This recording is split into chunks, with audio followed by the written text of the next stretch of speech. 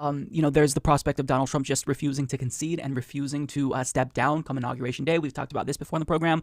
But there's also the red mirage scenario that could play out and cause sheer chaos throughout the country. If, on election night, it seems like Donald Trump is in the lead, but then that lead diminishes as mail-in ballots come in because Democrats are more likely to vote by mail during a pandemic. So it would tip the scales to Joe Biden, and then Trump could claim Biden's stealing this election. Democrats are stealing this. His supporters could take to the streets, and chaos could unfold. But aside from those two scenarios, the most frightening that I've heard of yet involves Donald Trump remaining in power even if Joe Biden beats him. Donald Trump could actually use the Electoral College to steal this election. And we're not talking about, the 2016 scenario where Hillary Clinton got more votes overall, but he still won because he won in the right places in the right states. No, we're talking about him staging what is effectively a coup. His team literally has a contingency plan to remain in power if Joe Biden wins and it's close. So there's an article in The Atlantic by Barton Gelman that lays all of this out pretty clearly, calling this situation, if it in fact comes to fruition, the election that could break America. And he argues if the vote is close, Donald Trump could easily throw the election into chaos and subvert the result. Who will stop him? And Gelman is pretty clear that the answer is nobody could stop him, because our Constitution has a lot of mechanisms in place to stop a dictator from holding on to power. But here, if Trump's legal team actually does what they want to do here by using the Electoral College to basically flip the result in his favor, even if Biden beats him, there really is no failsafe in our Constitution. There's no law that protects us from him using this method to steal the election. Now, this is a really long and comprehensive article. I'm going to link to it down below. When I read this, it was so terrifying, it sent chills down the back of my neck. That's how scary it is, but it's too long for the show, so instead we're going to go to a summary written up by Eric Lutz of Vanity Fair, because I think he does a fair job at concisely laying out Gelman's argument here. So he explains, Donald Trump has been throwing everything he's got at the 2020 election to ensure a favorable result or otherwise undermine the outcome, sowing doubt in the legitimacy of mail-in ballots, screwing with the postal service that will handle them, trying to recruit law enforcement as poll watchers, flirting with delaying the election, and openly stating that he won't accept any results he doesn't like. Now, the Trump campaign is said to be considering another, even more outrageous approach in a thorough and deeply disconcerting piece about the constitutional crisis that may await us between November 3rd and the inauguration in January. The Atlantic's Barton Gelman reports that the Trump campaign has been discussing contingency plans to bypass the election results and appoint local electors in battleground states where Republicans hold the legislative majority. Citing the president's baseless claims of fraud, Team Trump could ask GOP-controlled state governments to choose electors, completely ignoring an unfavorable or uncertain popular vote, state and national Republican sources told Gelman. The state legislatures will say, all right, we've been given this constitutional power, a Trump campaign legal advisor explained to The Atlantic. We don't think the results of our own state are accurate, so here's our slate of electors that we think properly reflect the results of our state.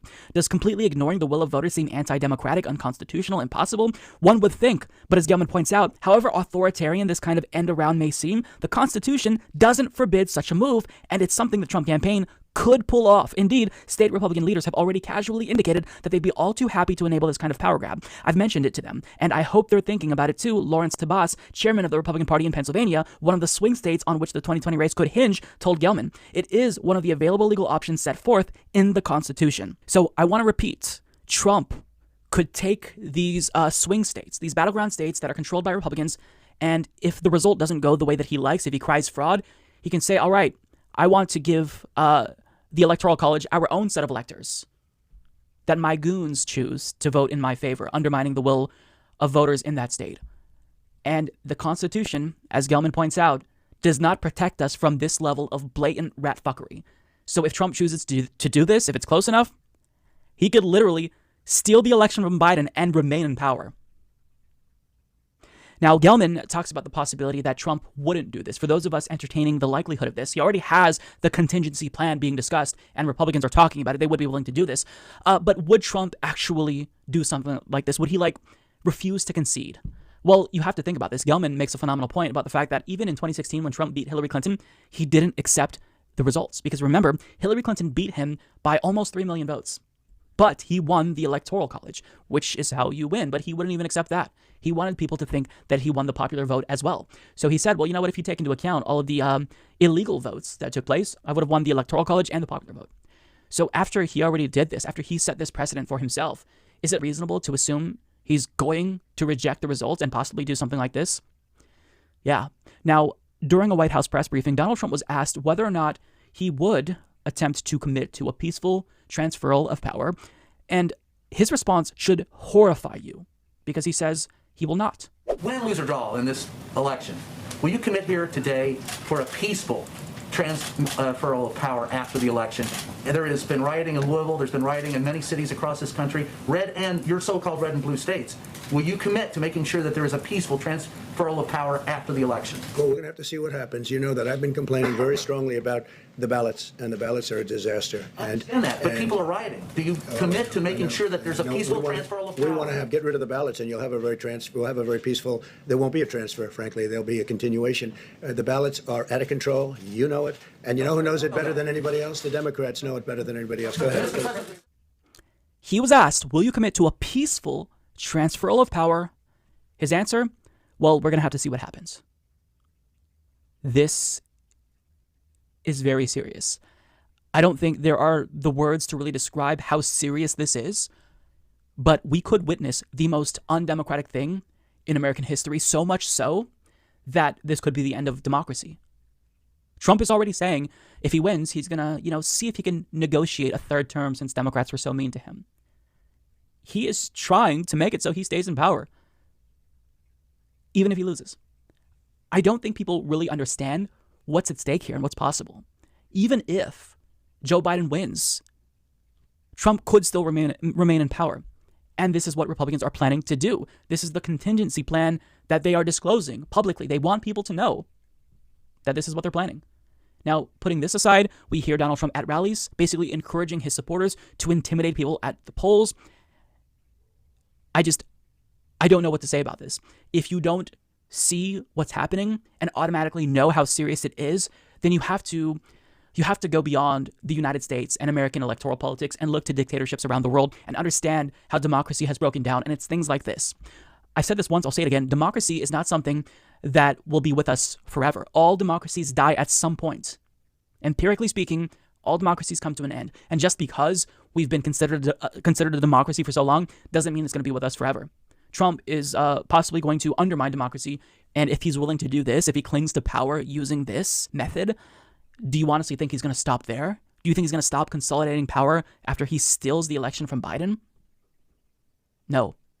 So this is the most serious threat to democracy our country has ever had. And look, I'm willing to admit that I don't really consider America an actual democracy if we go by Robert Dahl's standards of polyarchy. Like, I don't think that you can consider a country a democracy if black people can't vote, if they are property, if women can't vote. But we have made progress over the years, and it's a constant battle to fight to maintain what we got. Like, democracy is an ongoing fight. You don't just arrive automatically at democracy. You start somewhere and you keep building upon that. And Trump is threatening here to just trash all of that. And I'll be honest with you, I live in a deep blue state. I'm not going to vote third party. I'm voting for Joe Biden.